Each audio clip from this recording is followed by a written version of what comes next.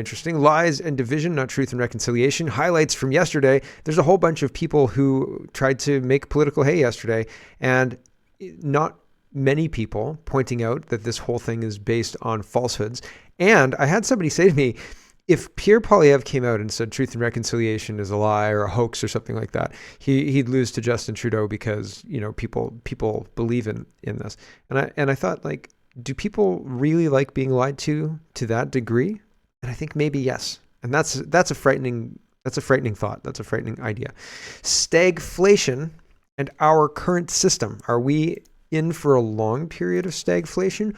What is stagflation? I answer that question and more. There's lots to get to. Let's get to it first. Kian Bext is pointing out yesterday during the Lies and Division Day, Governor-General of Canada said today on unceded territory of the Anishinaabe Algonquin Nation, we gathered to remember. She's the Governor-General of Canada, and she perhaps forgot that, I suppose. She says, we remembered the children who never made it home. We honor the survivors who were forever changed. If you have a crime that was committed, a specific one with a body and evidence that somebody committed a crime, we've got this missing person. They were missing here during this period of time. We found this grave with a body in it that matches the age roughly of this supposed victim. Then you've got something. If you say we've got ground penetrating radar and those children never made it home, I'm going to be very skeptical, and I'm a very skeptical guy, so I'm skeptical as all get out.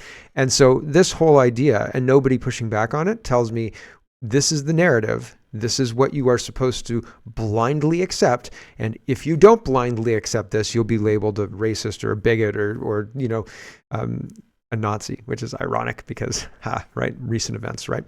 Kian points out the head of state of Canada and commander-in-chief of our armed forces has just announced that sovereign Canadian territory actually belongs to another nation. This is insane. It is insane. And it seems like we are doing this to acknowledge our history.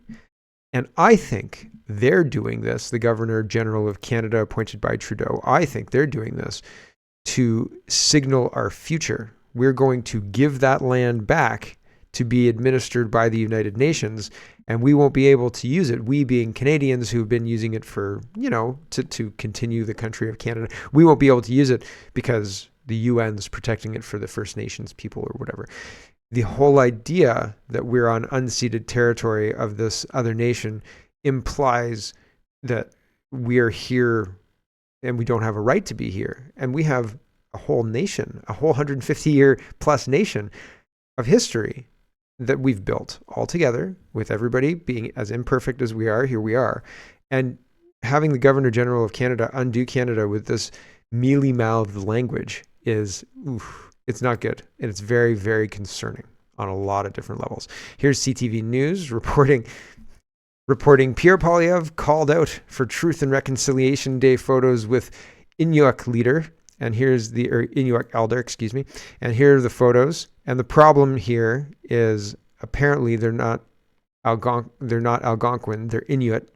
And Pierre Poilievre called them Algonquin. So I don't know, there's a miscommunication, but they wrote an entire news piece about this where they don't put the pictures. I had to go find the pictures. So they have this news piece and they say the indigenous people in this picture are Inuit, not Algonquin, wearing an Inuit traditional clothing, including Elder Manuik Thompson.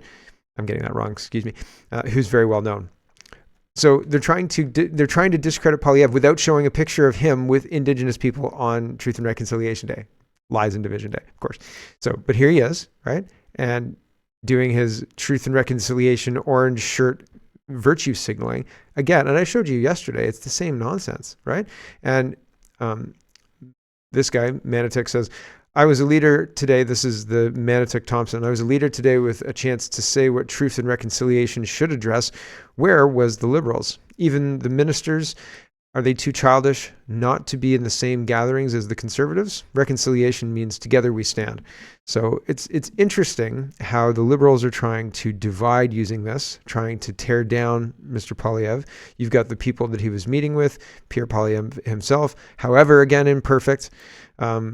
saying, here we are showing up for this thing, blah, blah, blah. Is Justin Trudeau surfing, right? So, but I said to Polyev on Twitter yesterday that it would be better if you denounced this holiday and said one of my first acts will be to get rid of this lie based on a lie. This isn't reconciliation. This isn't how you go about reconciliation. Building reconciliation, whatever that is, whatever that means, on the foundation of a lie is no reconciliation at all. Okay, so I just think it's ridiculous. Just again, highlighting Mr. Polyev's tweet.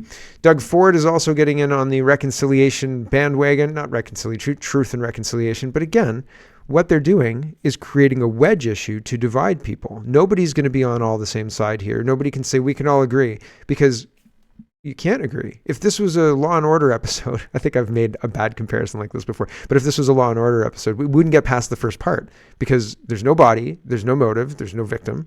There's no nothing. You've got crazy people saying the ground penetrating radar is ironclad. There was a genocide. Bingo, bango, bongo. Done. Right? That's the end of the episode. Don't we need a trial? No, the trial was all done in the media. Doug Ford says, today, people in Ontario and across Canada are observing the 3rd annual National Day for Truth and Reconciliation. It's so important to recognize those who survived the Indian residential school system and remember and honor those who did not make it home.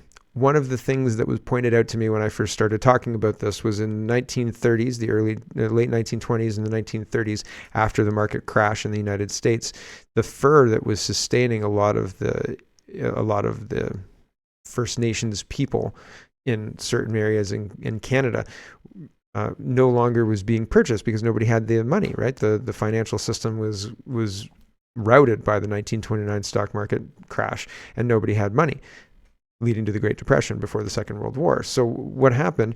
Kids were surrendered and saved because they otherwise would have starved by the residential schools, right? And that's not part of the conversation that's going on.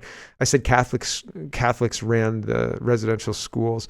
Some people pushed back and said different Christian organizations across the country stepped in. It wasn't always Catholics, but I'm pretty sure that at a national level, the Catholic Church was the one responsible for administering the schools generally, and maybe they made agreements and things like that. But I could be wrong. Send me links if you've got specific info. I'm interested. But I think it's interesting how, again, everything is being misremembered or mixed up in the Canadian government, and by extension, the Canadian people, the modern Canadian people. If you live in Canada, you're responsible for this. How dare you put it on? How dare you, period, put on an orange shirt, right?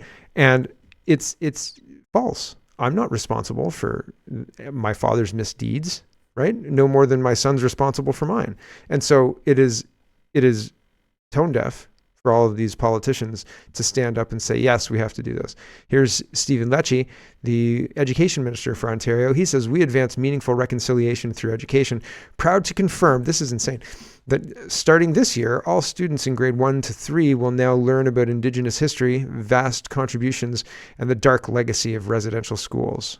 So you're going to be lying to the children about Canada's history. Wonderful.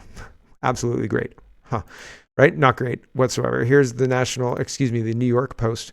And the New York Post is reporting August 31st, 2023. This is just before 9/23, just before September. No human remains found 2 years after claims of mass graves in Canada. After 2 years of horror stories about the alleged mass graves at residential schools across Canada, a series of recent excavations at suspected sites has turned up no human remains. Some academics and politicians say it's further evidence that the stories are unproven.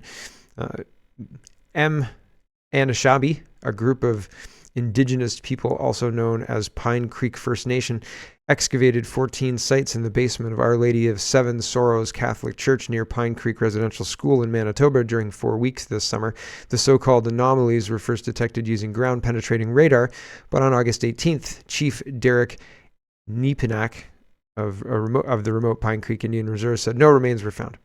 He also referred to the effort as an initial excavation, leading some who were skeptical of the original claims to think even more are planned. I don't like to use the word hoax because it's too strong, But there are also too many falsehoods circulating about this issue with no evidence. Jacques Rouliard, a professor emeritus in the Department of History at the Université de Montréal, told the Post on Wednesday.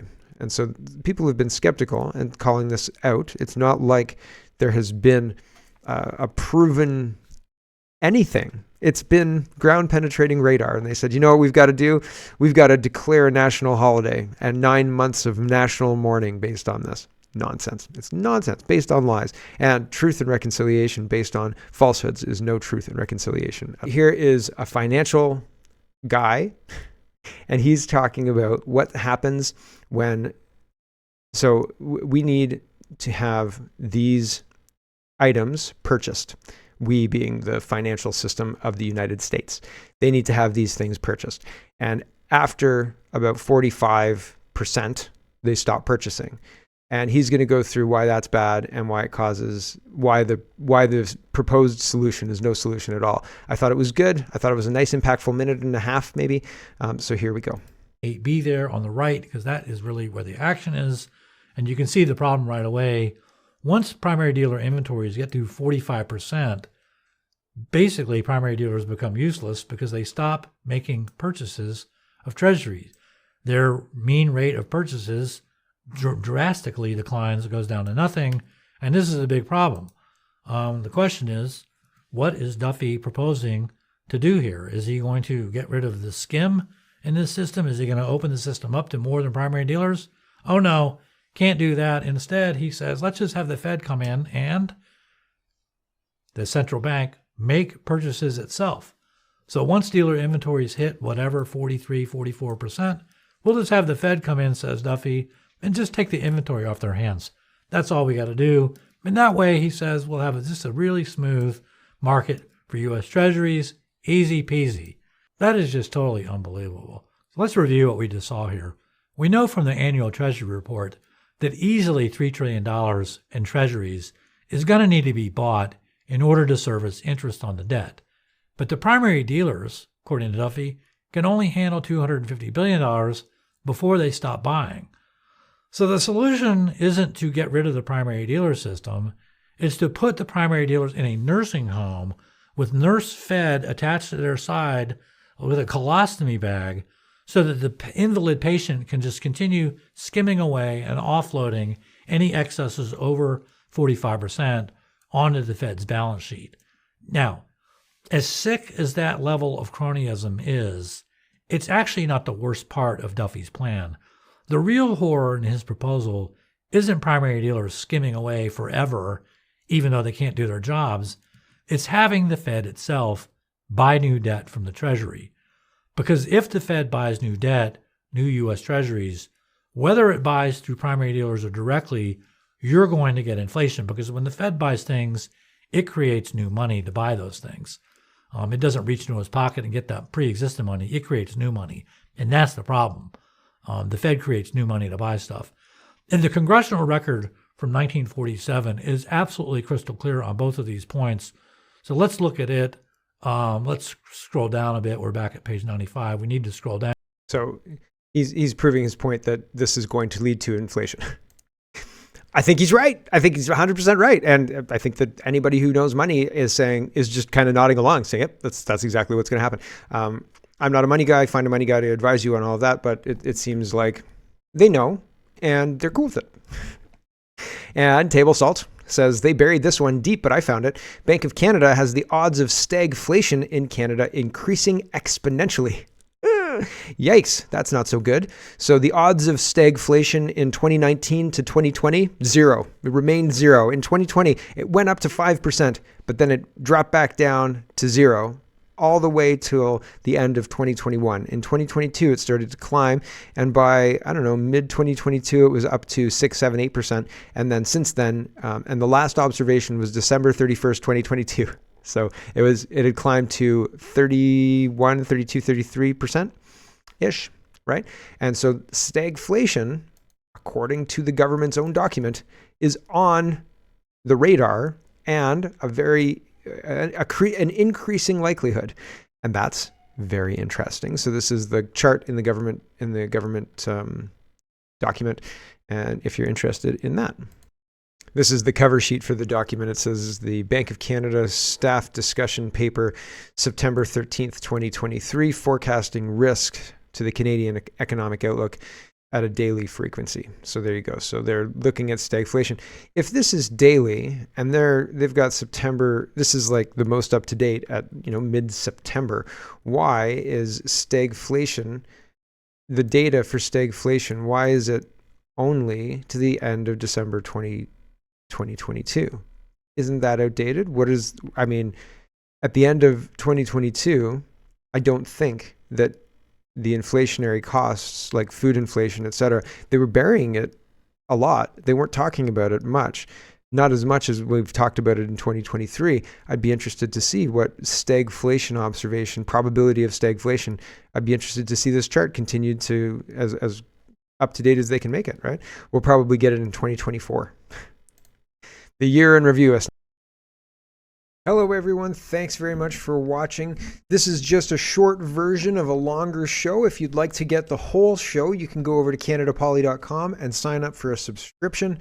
Just look in the drop-down tab for shop and donate and look for subscriptions and you'll get immediate access to the full show. Love to see you. Thanks for watching everybody. Have a wonderful, wonderful